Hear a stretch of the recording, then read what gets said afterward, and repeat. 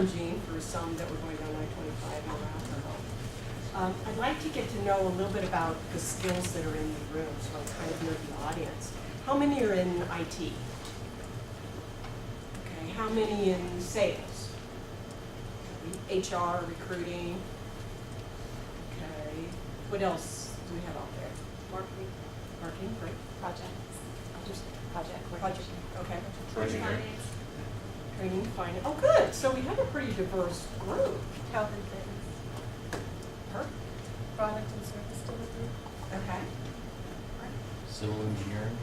Good. Wow, much more diverse than I thought. I really appreciate that. So let me start with some of the hard facts, which aren't very pretty for a lot of us.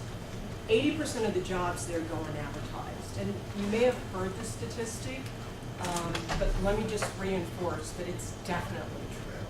And the 20% that you do see advertised are often filled before they even come about. And you how can they be filled when the first day they're posted and you call them and they say they're filled? So know that this is true, and oftentimes you're going to run into it. So what we want to really talk about today is how are we going to get around some of these kind of things? And my intent is to give you some skills that perhaps you haven't thought of in the past. And how do you put a different, I don't want to say spin, but how do you approach your job search a little bit differently than perhaps you've been doing and perhaps everybody else is doing? Because that's what we really want to do. So we want to set you apart from the person next to you, except in this room.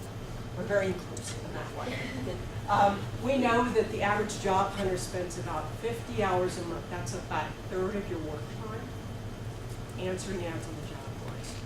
So knowing that most of those jobs aren't going to be filled that way, that really 12% of the positions are filled via jobs. And I'm not saying don't do it, but we want to reallocate how you really spend your time.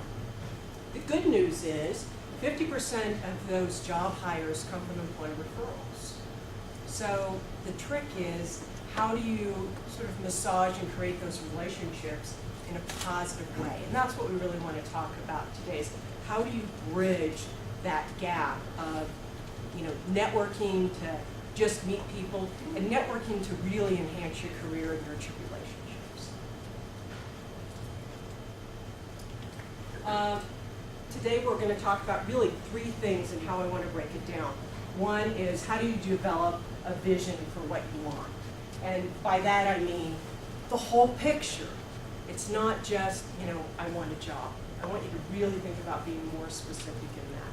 And then we'll spend most of the time in how do you create structure for that job search. And then building that network, building the relationships, nurturing, and really creating them. And then the last part, the hard, the grunt work, is we need you to execute a plan of attack.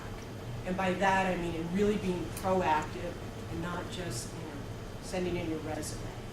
So that's what we're going to spend our time